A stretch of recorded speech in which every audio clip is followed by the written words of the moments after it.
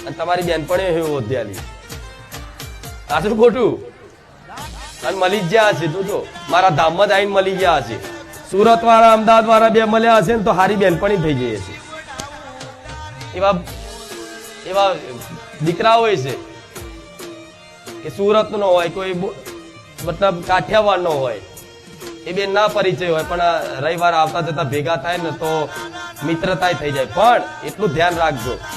મારા ધામમાં જેની જેની મિત્રતા થઈ હોય જેની જેની ઓળખાણ પરિચય થયો હોય તો ક્યારેય મારા ધામમાં આવનારા ભક્તોનો સલાહ છે મારી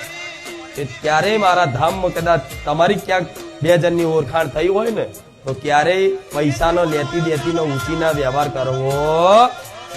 એનું કારણ છે કે જો વ્યવહાર રાખો હું પૈસા ના હાલે આમ છે તેમ દુઃખી તમારે થવાનું એના કરતા આવી રીતે કોઈ વ્યવહાર કરવો હા તમારે દિલથી કરવું હોય તો વાંધો નહીં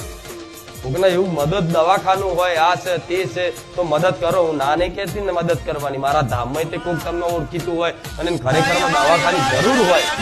તો જરૂરિયાત લાગતી હોય તો નથી એવા સ્કીમો વાળા આવતા હોય